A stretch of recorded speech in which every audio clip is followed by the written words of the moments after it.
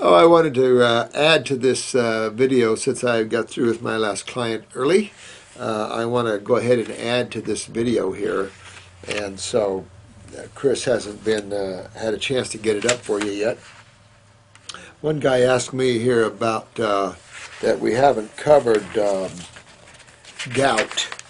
And so I know I have covered gout. I know I've written it here. Here's one of them here. This is Bunt Bright.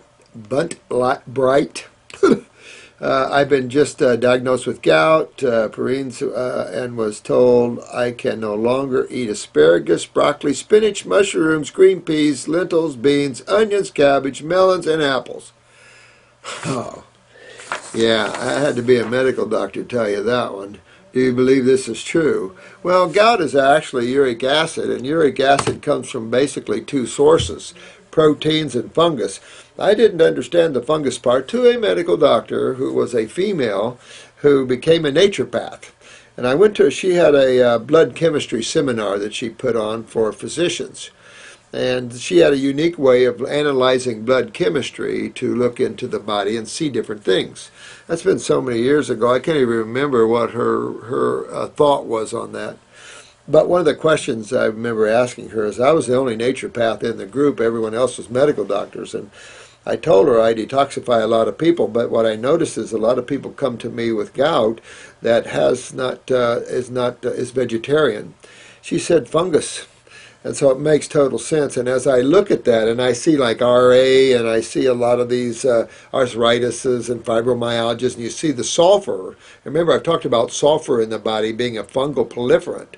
And this is what you see. You see a lot of people with high fungal problems have high uric acid levels. So your gout, I had a guy fly in here. I can't remember where he flew in here from, but he'd been the world over. Very wealthy man, flew in the world over. Major gout, major pain. I had him out of pain in just a couple of months, and he'd been everywhere. He spent tons and tons of money. Moving that lymph is key to getting rid of gout, no question. This isn't a blood problem. This is a lymphatic problem. This is holding gout in tissue, like any other acid in tissue except gouty acid. Uric acid is a little more of a pinprick. My guess, the pH of uric acid, which I don't know what it is, but it's probably around 2.25 or something, a little bit below 3, my guess. But still, just detoxification, move that lymph. Yeah, use Parasite M to get a hold of the fungus in you, but move that lymph if you want to get rid of uric acid or gout. That's all you have to do. You don't have to eliminate these foods either. I will say, though, I'm not really hot on the lentils. I'm not hot on the cruciferouses here, just because they're sulfur veggies. And cruciferouses tend to have a lot of sulfur. They're gaseous sulfur. Nothing healthy about sulfur, in my opinion, whatsoever. I don't want to give up my fruits and veggies. Well, do not give up your fruits and veggies, my dear one. Just get rid of the gout, which is uric acid, and just clean the body out. Always have to stick a name to something. But uric acid, just get rid of that. This was an interesting question. I had to actually look this one up because I'd never heard of this one. And this is Pancreatic Divisum, or division, where the two ducts that are supposed to become the main common bile duct doesn't fuse together. Interesting, in the embryonic stages. And so what they're saying here is that tends to have episodes of pancreatitis. Most people don't experience any problems. Well, I'll say this. If you have a situation like that, my guess is, again, going back to moving lymph and keeping the lymph system moving, even in the GI tract, would be very paramount to keeping pancreatitis out. Since pancreatitis really is a lymphatic problem, this goes back to that sort of thinking. And those that probably are having the pancreatitis from this probably do have the backed up interstitial lymphatic constipation. So in either way, when you're compromised that way, I would definitely stay on a high fruit and veggie diet, but particularly high fruits, berries, and melons. Clean up your lymph system, clean up the GI tract, get your kidneys and adrenals on, and always move lymph. Keeping in a diet like that will keep all these symptoms down, and everybody's moving well. Enzymes pass freely through that. Everything's good, and you're good. The only other way would be, the backing up of these, and being on a diet like that and keeping the lymph moving, you're going to be in good shape. And that I think in any case that you see like that you've never heard of, and you're seeing symptoms like that, it just makes sense what symptom you're having symptoms when you're talking about pancreatitis or whatever. You'll know the system that's involved, you know the fluid that's involved, you know the cytochemistry that's involved, and what you have to do. And I think you'll find that in 99% of all cases, the deduction will end up coming down to the lymph, the kidneys, the adrenals, and cleaning up the gut. You'll come to those Fab Fours, you know, where you'll see those issues there. Let me see here. Here's another one. The same one. I guess I don't know how to ask for help. No, I've addressed gout before. It's just sorry that it's probably been something that been lost in there somewhere or something. But I have addressed gout before. But again, that's what you want to do, is do detoxification. Now, when you're in gouty pain like that, you might want to stay away from the nightshades for sure. That's going to be your tomatoes, your eggplants, and things like that. Your peppers. If you're going to do peppers, go to the red ones and yellow ones or orange ones. Don't get to the green ones. You probably want to stay away from the citrus or the acid fruits.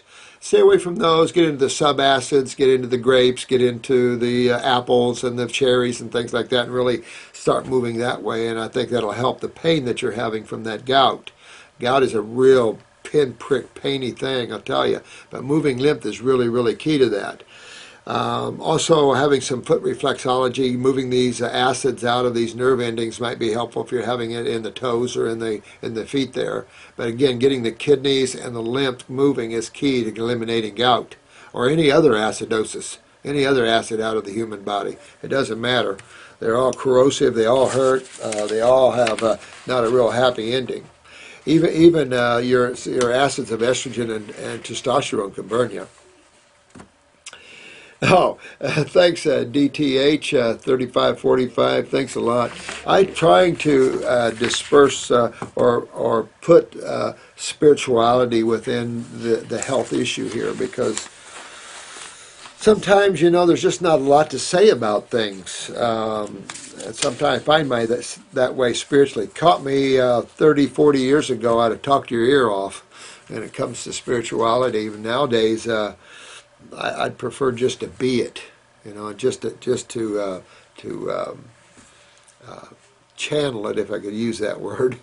But so I'm hoping that by intermingling these higher aspects of life, that'll help us all. And of course, you all help me too. So we all get in our ruts and stuff. So really appreciate all your feedbacks and stuff. I really do. I appreciate all of you. And again, we're all just working through this, because there's so many things I don't understand yet. There's just so many levels to this that you just can't see unless you get out of the body more. And when I'm always working with out-of-body issues, I'm never around this world that I'm aware of. So I'm just not an area of concern. But I think that when you look at health simplistically, you're empowered, you can take it off, and you can get it.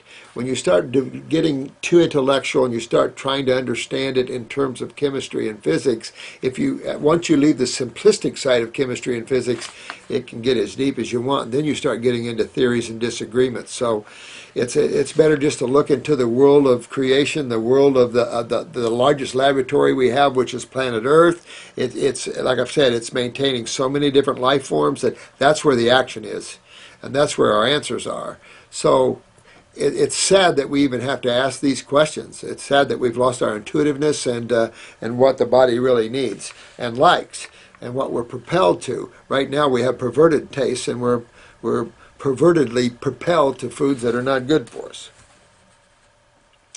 Oh, this is Far Above Rubies. I love that name. I just love Far Above Rubies. What a doll.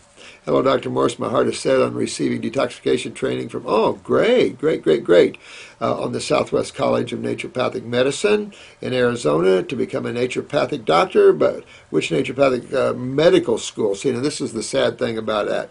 Naturopathic medical school shouldn't be one in the United States. Would you suggest that I attend? Really,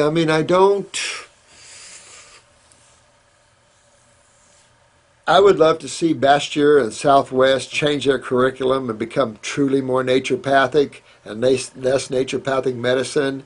But until then, you're spending, almost 5 years and coming out and can't heal anything?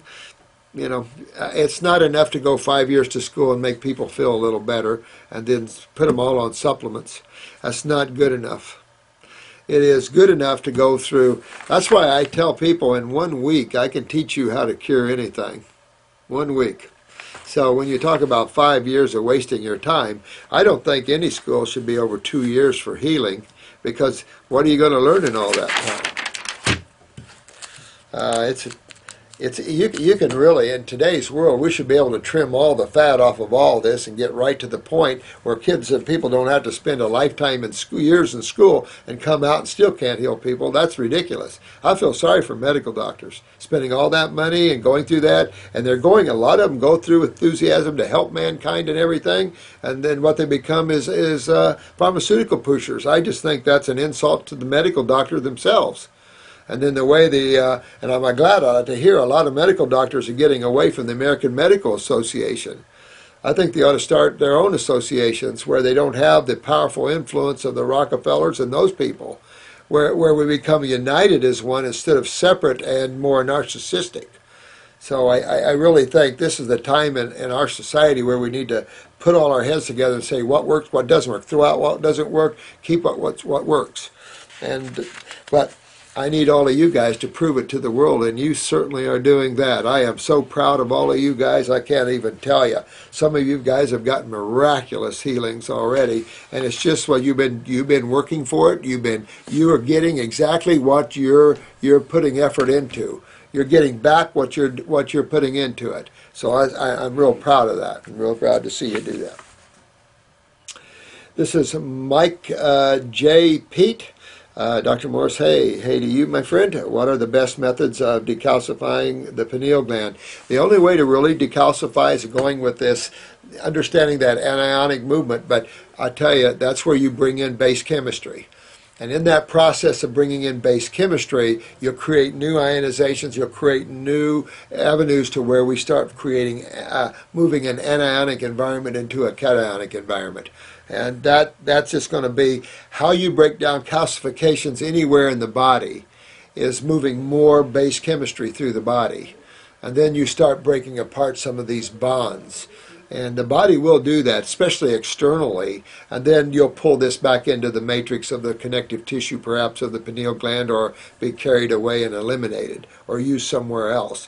So definitely you want to get that, detox that lymph system and get that acidosis out of there, because that's where you get calcifications. Calcification doesn't occur in the blood like that, it occurs in the lymph system. And it occurs in the vascular walls, it occurs in all these places. But you might try upper circulation to move more base chemistry into those areas. Upper circ could be a good help to that. At the same time, start cleaning up the gut, cleaning everything we've been talking about. Get the sinuses drained, get everything clean, get the kidneys filtering, get the adrenals up, get all these things happening, and that calcification will slowly break down, and you'll start getting more softer tissue, and then you'll start getting more performance out of the pineal gland. You start to see both the calcifications and the cholesterol just everywhere, and even in the youth. And this is a sad thing, but remember, this is the body's natural move, or the natural ionic move from base to acids, and that whole process of what happens, however level you wish to look at. Also, what is your view on the best methods of naturally reintegrating the wow.